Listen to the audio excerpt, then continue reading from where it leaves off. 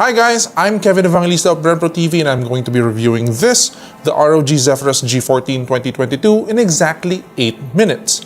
Let's go!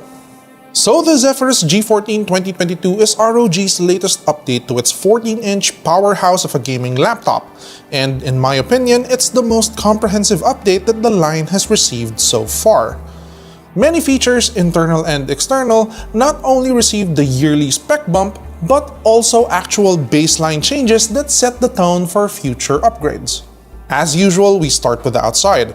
The ROG Zephyrus G14 2022, like previous G14s, features an all-metal build that's coated in soft touch paint. The unit we have here with us is the Moonlight White Edition with the anime LED matrix. There is an option to not have the anime LED matrix though, and also there's an alternate Eclipse Gray colorway. Since it's all metal, the laptop has a certain sturdiness in the hand. It's light at only 1.72 kilograms, but there's no creaking parts, there's barely any flex, and there is a certain level of fit and finish to it that inspires confidence. For I/O, we have the 240-watt barrel charger port, an HDMI 2.0B out, a USB 3.2 Gen 2 Type-C with DisplayPort and power delivery, and a 3.5mm combo headphone and microphone jack on the left side. On the right side, we have two USB 3.2 Gen 2 Type-A ports, another USB 3.2 Gen 2 Type-C with DisplayPort out but without power delivery, and a teeny tiny micro SD card slot.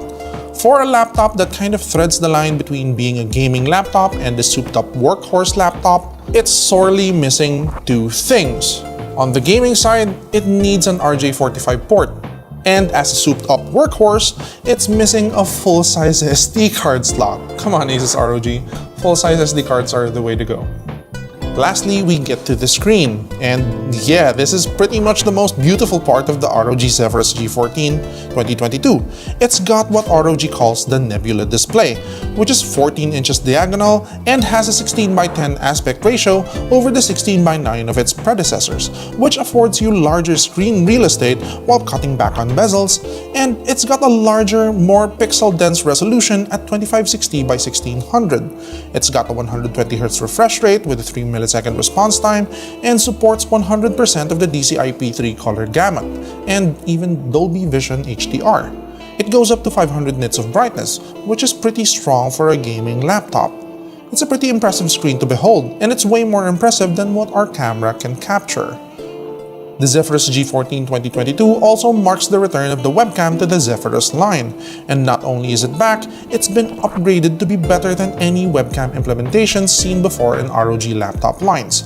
It now has beamforming microphones and even has an illuminated IR camera.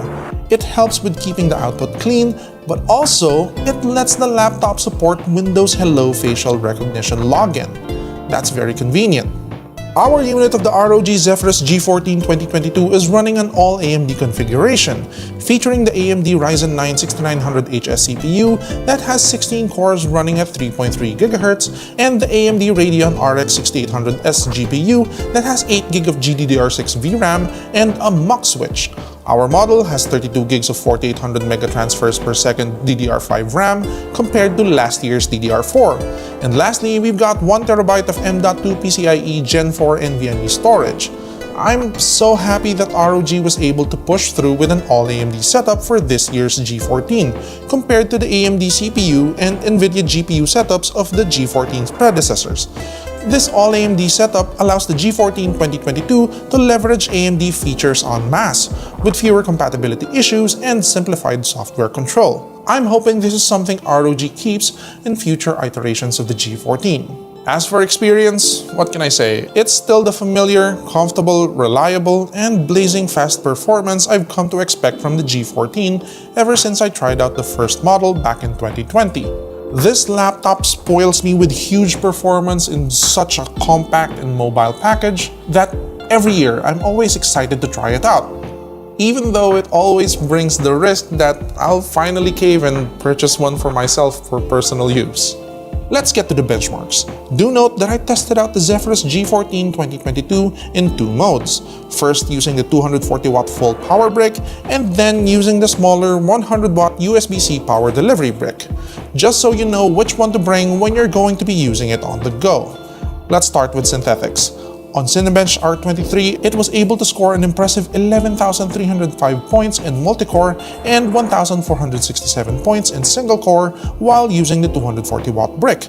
On the 100-watt brick, it barely dialed down its performance to 10,454 points in multi-core and 1,532 in single-core. In 3D Mark Time Spy, it was able to score 8,463 points in GPU and 7,686 points in CPU with an overall score of 8,336 points on the 240-watt brick. Switching to the 100-watt brick lowers the GPU score a bit, falling to 6,377 points, and the CPU score running strong at 8,059 points with an overall of 6,583 points. Moving on to games, the Zephyrus G14 2022 manages to maintain its strong performance between the two power options, Valorant averaging at 243 FPS on the 240-watt brick and 225 FPS on the 100-watt brick. Apex Legends is the same deal, running smoothly at 137 FPS on the 240-watt brick and 120 FPS on the 100-watt brick.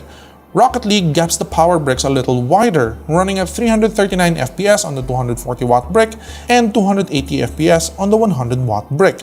Lastly, Dirt 5 ran at 72 frames per second on the 240-watt brick and only 50 frames per second on the 100-watt brick. This is pretty impressive, as we saw back in my Strix G15 review that switching between the large and small power bricks usually denote large drops in performance.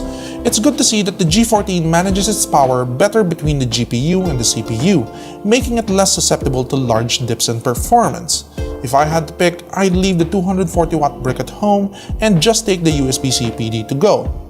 The sacrifice of a few FPS in exchange for not breaking my back lugging around that big 240-watt power brick sounds like a good deal to me.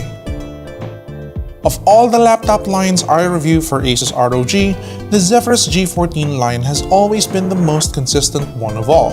It has consistently been impressive with its no-nonsense creature comforts, it has consistently been a powerful performer with its strong but balanced specs, and it has consistently been my recommendation for people who want to go mobile with their PC gaming and not have to worry about lugging around a 2-ton dining tray. The G14 has changed a lot since my review of its last iteration, but nothing has changed in my verdict. It's still one of the best laptop experiences you can get. Full stop. I'm Kevin Evangelista of BrandPro TV. If you like this kind of video, please leave a like and subscribe to our channels. Also, don't forget to follow us on our other social media platforms like Facebook, Twitter, Instagram, and TikTok. That's it. I'll see you guys in the next one. Bye.